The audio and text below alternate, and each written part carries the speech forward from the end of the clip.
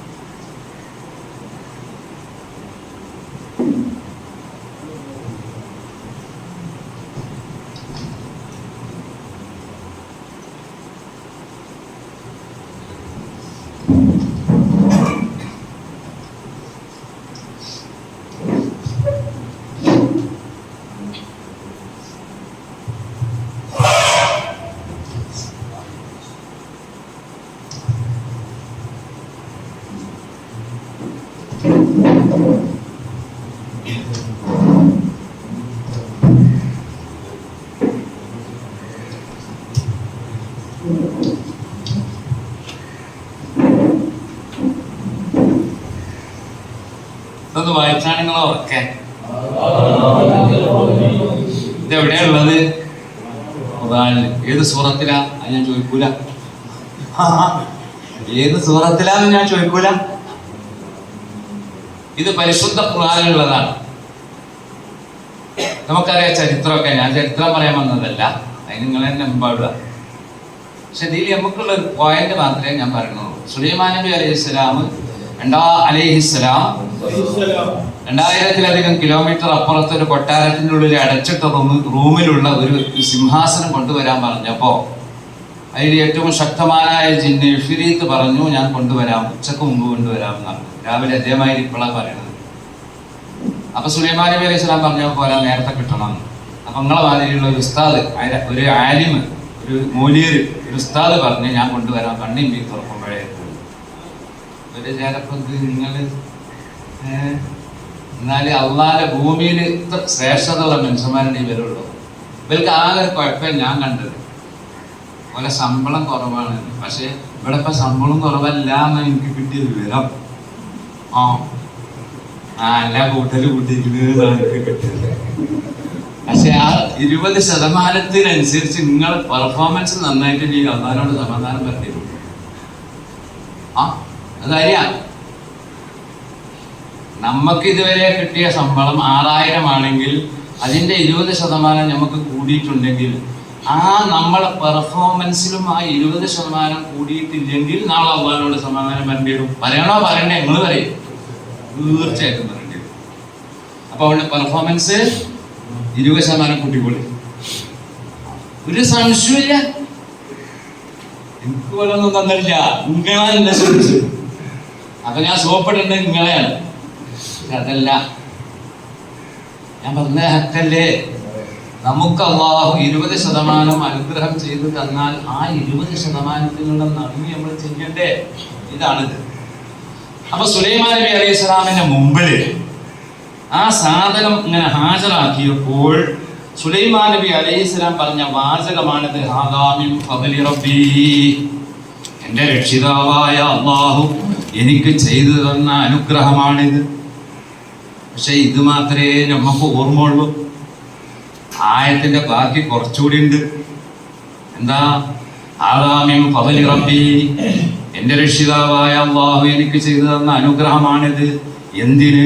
ലിയബ്ലുവനി, എന്നെ പരീക്ഷിക്കാൻ വേണ്ടി. സത്യല്ലേ? ഞാൻ പാൻറ് ഇട്ടു എന്നുള്ളൂ, വേറെ കുഴപ്പം എനിക്കൊന്നുമില്ല.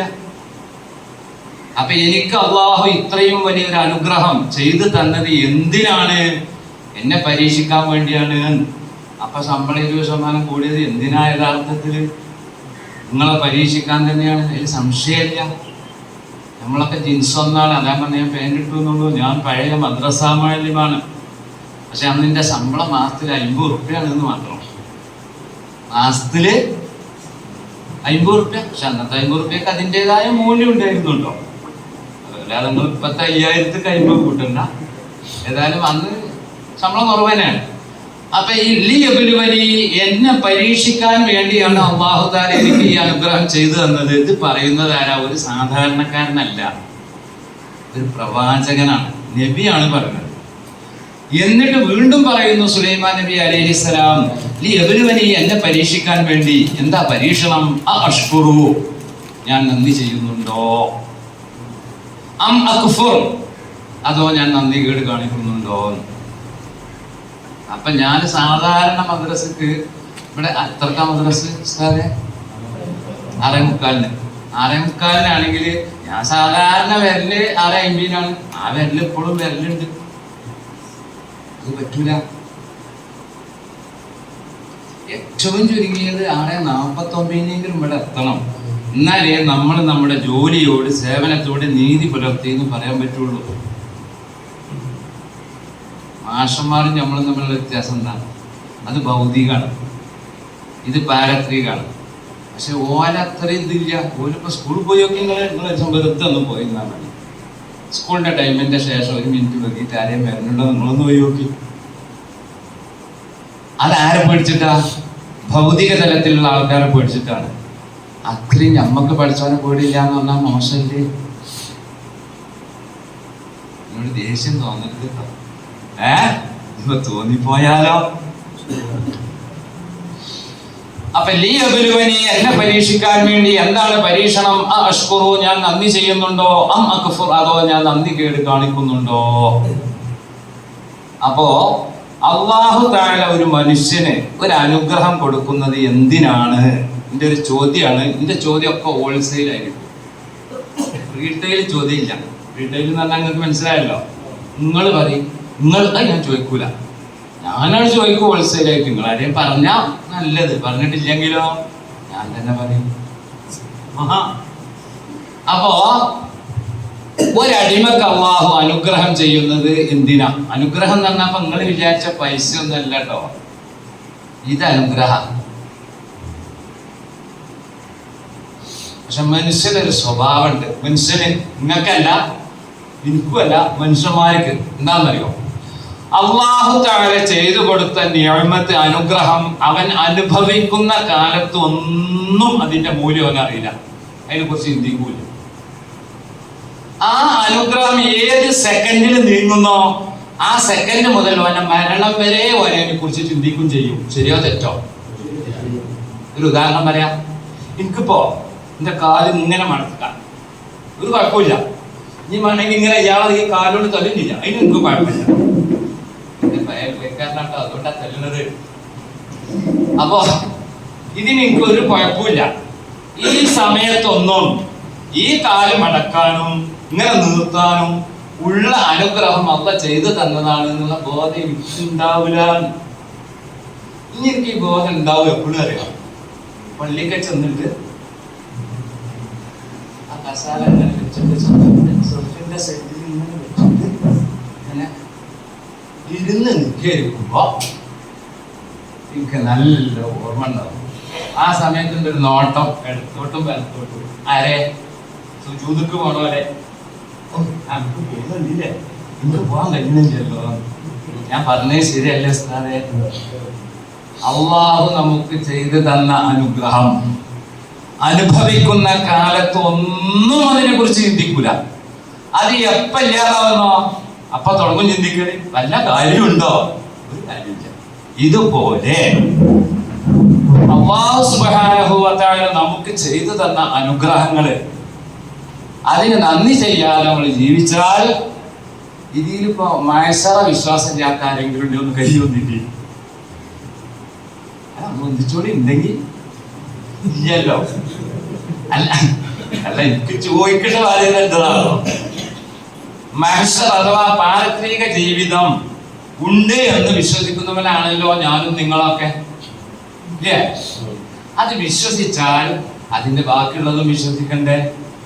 എന്താണ് പാരത്രിക ലോകത്ത് നടക്കുന്നത്? ദുന്യാവിൽ ആ വ്യക്തി ജീവിച്ച് പ്രായപൂർത്തി എത്തിയത് മുതൽ മരിക്കുന്നത് വരെയുള്ള എല്ലാത്തിനെ കുറിച്ചും ചോദിക്കൂലേ? അതിന് മല്യമാണ് ആ മദ്രസ പഠിപ്പിച്ചത് അതാണ് ഒഴിവാക്കി കളയുന്നു പറയോ? നിങ്ങൾ പറയില്ല ദീപന്മാരെ, അറിയില്ല. അതന്നെ അതിന്റെ മത്സരയിൽ വിശ്വാസം എന്താന്ന് വെച്ച് കമ്മിറ്റിക്കാരെ ചിലപ്പോ നിങ്ങൾക്ക് കണ്ണുകുത്താൻ ഇത് എല്ലാരും ചിന്തിക്കുന്നുണ്ടല്ലോ, ആദ്യമായിട്ട് എന്തോ കൊടുത്തിരിക്കുന്ന പ്രസിഡന്റ് ആദ്യമായിട്ട് കാണണം. ശൈലി വെക്കാറിയാം. നേരത്തെ ട്രെയിനിങ് ക്ലാസ്സിൽ പങ്കെടുക്കാത്തവരൊന്ന് നീച്ചു നിൽക്കി. ഒന്നുമല്ല, നമ്മള് ഭാഗ്യവാന്മാരാന്ന് പറയാനാ. നേരത്തെ ട്രെയിനിങ് ക്ലാസ്സിൽ പങ്കെടുക്കാത്തവര് അന്ത്യങ്ങളിൽ രസം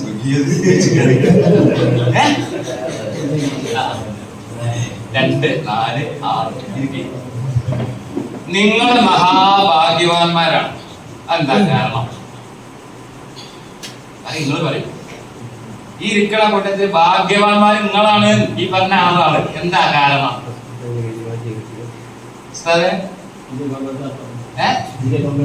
അല്ല, അതെ, അതിൽ പങ്കെടുക്കാന്ന് മാത്രല്ല, നമ്മളൊക്കെ ഈ പരിപാടി തുടങ്ങി എത്രയോ കൊല്ലം കഴിഞ്ഞതിന് ശേഷമാണ് നമുക്കൊരു ട്രെയിനിങ് ക്ലാസ് അറ്റൻഡ് ചെയ്യാനുള്ള ഭാഗ്യം കിട്ടിയത്, അല്ലേ? ഇവര് അടുത്ത കാലത്ത് ഇതിലേക്ക് വന്നതാണെങ്കിൽ ആയിരിക്കണം ഉസ്താദൊക്കെ എന്ന് തോന്നുന്നു. ഏതായാലും മുമ്പിന് പ്രായം അനുസരിച്ച് വലിയ കൊല്ലമൊന്നും ആയിട്ടുണ്ടാവില്ല എന്നാണ് ഞാൻ മനസ്സിലാക്കുന്നത്. നമുക്ക് 2ാം ക്ലാസ് പഠിപ്പിക്കുന്ന ഉസ്താദാണ്. ഇല്ല. അപ്പൊ ഈ തുടക്കത്തിൽ തന്നെ ട്രെയിനിങ് കിട്ടാന്ന് പറഞ്ഞാൽ തുടക്കം മുതൽ തന്നെ നന്നാക്കി കൊണ്ടുപോയി കൂടെ. ഇതാണ് ഞാൻ ഭാഗ്യം എന്ന് പറഞ്ഞത്. മനസ്സിലായില്ലേ? അപ്പോ അല്ലാഹു സുബ്ഹാനഹു വ തആല ചെയ്തു തന്ന അനുഗ്രഹങ്ങള് അതിന് നന്ദി ചെയ്യാതിരുന്നാൽ അള്ളാഹുവിനോടുള്ള നന്ദി കേടായി മാറും. അപ്പൊ ഞാൻ തുടക്കത്തിൽ പറഞ്ഞു, എല്ലാ അനുഗ്രഹങ്ങളും ഒന്നിച്ചു കിട്ടിയവരാണ് മദ്രസ മാലിന്യങ്ങളായ നമ്മള്, ആലിമീങ്ങളായ നിങ്ങള്. ഇതിന്റെ കൂടെ അപ്പൊ അല്ലാഹു സുബ്ഹാനഹു വ തആല ചെയ്തു തന്ന അനുഗ്രഹങ്ങൾക്ക് നന്ദി പറയണം എന്ന് പറഞ്ഞിട്ട് നമ്മൾ വിഷയത്തിലേക്ക് പോവാം. നമുക്ക് സമയം കുറവാണ്. മുത്ത് നബി സല്ലല്ലാഹു അലൈഹി വസല്ലമ തങ്ങള് ഒരിക്കലും പറഞ്ഞിട്ടുണ്ട്, ഇന്നമാ ബുഇസ്തു മുഅല്ലിമ. അതൊക്കെ നിങ്ങൾ 1000 വട്ടം കേട്ടതാണ്. അതല്ല ഞാൻ പറയുന്നത്. എന്നെ അധ്യാപകനായിട്ടാണ് അള്ളാഹു നിയോഗിച്ചത്. എന്നാൽ യഥാർത്ഥത്തിൽ അള്ളാഹുവിന്റെ റസൂല് സ്വല്ലല്ലാഹു അലൈഹി വസല്ലം കേവലം ഒരു മുഅല്ലിമായിരുന്നോ? അല്ലല്ലോ. നബി സല്ലല്ലാഹു അലൈഹി വസല്ലമ മുന്നിട്ട് നിൽക്കാത്ത ഒരു മേഖലയും അള്ളാഹുവിന്റെ റസൂലിന്റെ ജീവിതത്തിൽ കഴിഞ്ഞു പോയിട്ടില്ല. ഏറ്റവും നല്ല കുടുംബനാഥനാണ്, ഏറ്റവും നല്ല സംഘാടകനാണ്, ഏറ്റവും നല്ല നേതാവാണ്, ഏറ്റവും നല്ല ഡോക്ടറാണ്. ഇങ്ങനെ പറഞ്ഞിട്ട് നബി സല്ലല്ലാഹു അലൈഹി വസല്ലം നിങ്ങൾക്ക് ഒരുപാട് വിശേഷങ്ങളുണ്ട്. പക്ഷേ അതൊന്നും പറയാതെ മുത്ത് നബി സല്ലല്ലാഹു അലൈഹി വസല്ലം പറഞ്ഞത് ഇന്നമാ ബുഇസ്തു മുഅല്ലിമ. എന്നെ അധ്യാപകനായിട്ടാണ് അല്ലാഹു തആല നിയോഗിച്ചത്. അപ്പൊ ഈ അധ്യാപനം എന്ന ഇതിനോട് മുത്ത് നബി സല്ലല്ലാഹു അലൈഹി വസല്ലം തങ്ങൾക്ക് എത്രമാത്രം താല്പര്യമുണ്ട് എന്ന് നമുക്ക് മനസ്സിലാക്കാൻ കഴിയും. ഇനി അതേ നബി സല്ലല്ലാഹു അലൈഹി വസല്ലം മറ്റൊരിക്കൽ പറഞ്ഞു, ഇന്നല്ലാഹ ലം യബ്അത്നി മുഅന്നിതൻ വലാ മുതഅന്നിതൻ. ഇന്നല്ലാഹ ലം യബ്അത്നി മുഅന്നിതൻ വലാ മുതഅന്നിതൻ വലാകിൻ ബഅസനി മുഅല്ലിമൻ മുയസ്സിറാ. ഞാൻ കഴിഞ്ഞ ക്ലാസ്സിൽ പറഞ്ഞിട്ടുണ്ടാവും, മുഅല്ലിമൻ മുയസ്സിർ. ഇന്നല്ലാഹ ലം യബ്അത്നി മുഅന്നിതൻ വലാ മുതഅന്നിത. കഷ്ടപ്പെടുത്തുന്ന, ബുദ്ധിമുട്ടിക്കുന്ന ഒരു അധ്യാപകനായിട്ട് എന്നെ അള്ളാഹു നിയോഗിച്ചിട്ടില്ല. വലാകിൻ ബഅസനി മുഅല്ലിമൻ മുയസ്സിറാ. എന്നെ മുഅല്ലിമുൻ മുയസ്സിറുമായിട്ടാണ് അള്ളാഹു നിയോഗിച്ചത്. എന്താ മുഅല്ലിമുൻ മുയസ്സിർ എന്ന അർത്ഥം? മുഅല്ലിമുൻ മുയസ്സിർ എന്ന് പറഞ്ഞാൽ അർത്ഥം എന്താ? എളുപ്പത്തിൽ വെരി ഗുഡ് കഴിയും. മുഅല്ലിമുൻ മുയസ്സിർ എളുപ്പത്തിൽ പഠിപ്പിക്കുന്ന ഉസ്താദ്. അപ്പൊ എനിക്ക് വേറെ ചോദ്യം ഉണ്ട് അവിടെ, നമ്മൾ എളുപ്പത്തിലാണ് പഠിപ്പിച്ചാൽ മതിയോ? അതിന് വേറൊരു അർത്ഥം കൂടി ഉണ്ട്. കുട്ടികൾക്ക് എളുപ്പത്തിൽ മനസ്സിലാക്കാൻ കഴിയുന്ന രൂപത്തിൽ എളുപ്പത്തിൽ പഠിപ്പിക്കുന്ന ഉസ്താദ്.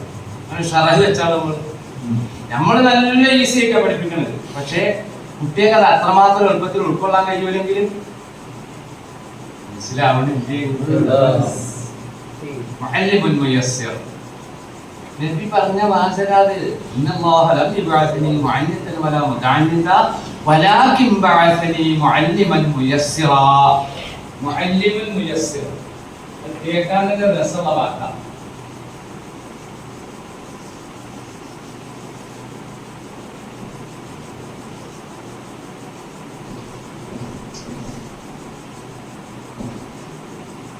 മുഅല്ലിമുൻ മുയസ്സിർ, എളുപ്പത്തിൽ പഠിപ്പിക്കുന്ന ഉസ്താദ്. കുട്ടികൾക്ക് എളുപ്പത്തിൽ മനസ്സിലാകുന്ന രൂപത്തിൽ പഠിപ്പിക്കുന്ന ഉസ്താദ്. കഷ്ടപ്പെടാതെ പഠിപ്പിക്കുന്ന ഉസ്താദ്, കുട്ടികളെ കഷ്ടപ്പെടുത്താതെ പഠിപ്പിക്കുന്ന ഉസ്താദ്.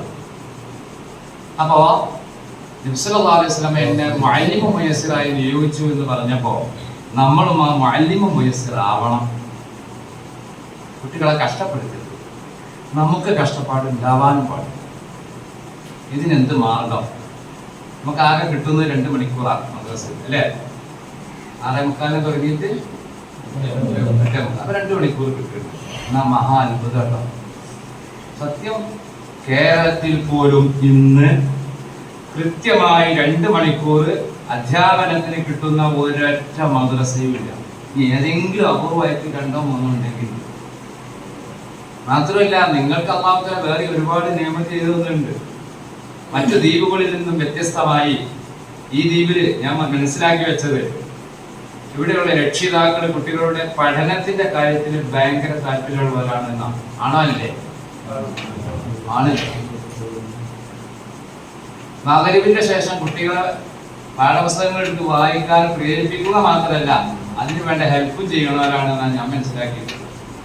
വേറെ എവിടെ ഇതില്ല, കേരളത്തിലില്ല. അപ്പൊ നിങ്ങൾക്ക് പണി എളുപ്പമാണ്. ഇനി ഇൻഷാ അല്ലാഹ് ഉച്ചക്ക് ഒരു വരികയാണെങ്കിൽ ഞാൻ കുറച്ചും കൂടി എളുപ്പമാക്കി തരാം. അല്ലാഹു തആല തൗഫീഖ് ചെയ്യണം. അപ്പോ മുഅല്ലിമുൻ മുയസ്സിറായി നമ്മൾ പോകണം.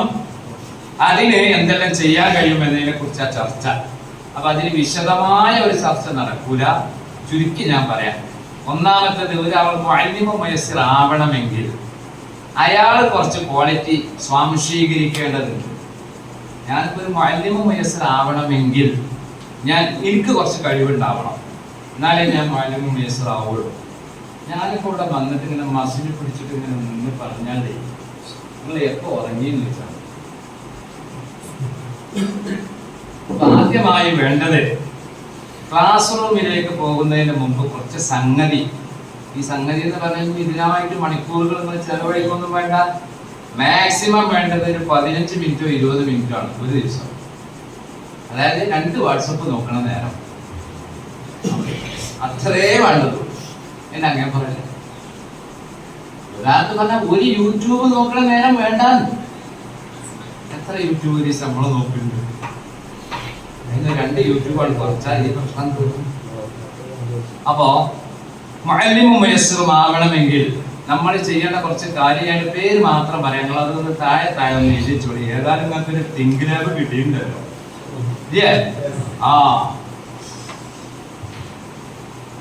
ഒന്ന്, പ്ലാനിങ്, ആസൂത്രണം വേണം. ക്ലാസ്സിൽ പോയി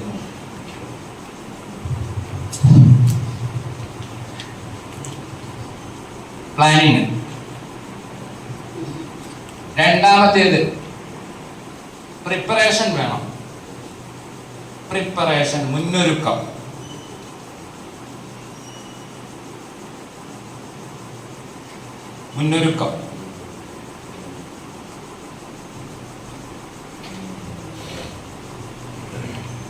മൂന്നാമത്തേത് ഒരു പാക്കേജ് വേണം, പദ്ധതി വേണം. ക്ലാസ്സിൽ പഠിക്കണം. വെറുതെ കയ്യും ചെന്ന് കുട്ടികളെ പുസ്തകം എടുക്കി, ഇന്നലെ നമ്മളെ എവിടെയാണ് നിർത്തിയത്, ഇവിടെയാണ് ഉസ്താദേ, എന്നാൽ ഈ ബാക്കി ഇതല്ല. നമുക്കൊരു പാക്കേജ് പദ്ധതി വേണം, ഓരോ ദിവസവും ക്ലാസ്. അപ്പോഴേ ക്ലാസ് പിന്നെ ഊർജസ്വലമായി കൊണ്ടുപോകാൻ കഴിയുള്ളൂ. അല്ലെങ്കിൽ ഉണങ്ങിയ ക്ലാസ്സായി. കുട്ടികളെ എപ്പോഴും സജീവമായി നിലനിർത്തുന്ന രൂപത്തിലുള്ള പദ്ധതിയുമായി പോകണം. ഞാൻ പറഞ്ഞില്ല, ഇതിലെല്ലാം കൂടി 20 മിനിറ്റ് ഒരു ദിവസം ചെലവഴിക്കൊണ്ടുള്ളൂ. അത് ഇഷാനസ്കാരം കഴിഞ്ഞ് ഭക്ഷണം കഴിച്ചതിന് ശേഷം ഉറങ്ങണീന് മുമ്പ് ഒരു 15 മിനിറ്റ് 20 മിനിറ്റ് ആ പള്ളിത്തുണിയൊക്കെ എടുത്ത് ഒരു തോർത്തുണ്ടോണ്ട് ഇങ്ങനെ പുതച്ച് അവിടെ ഇരുന്നാല് അപ്പം അങ്ങോട്ട് വരും സാധനം.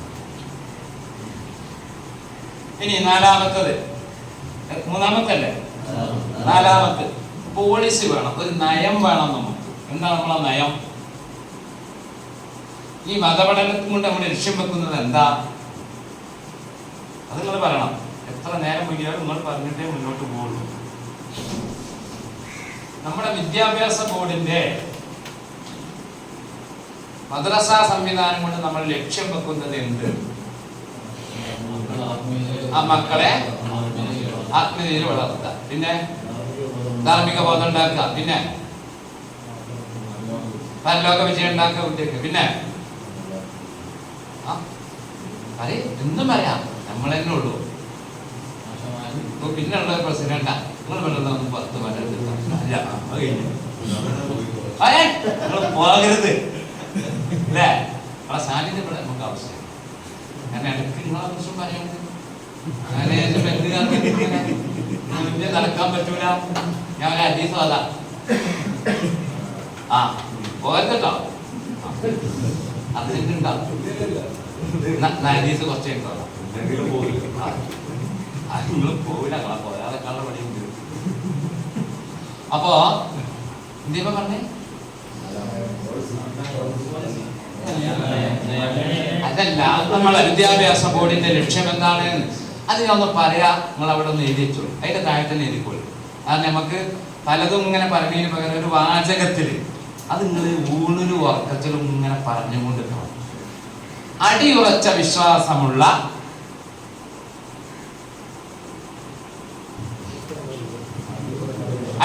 വിശ്വാസമുള്ള മുസ്ലിമായി ജീവിക്കുന്ന ഒരു സമൂഹത്തെ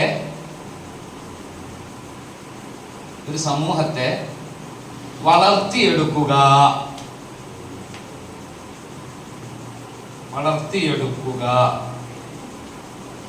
ഇതില് നിങ്ങളത് എല്ലാവരും കൂടി ഒപ്പം പറയും.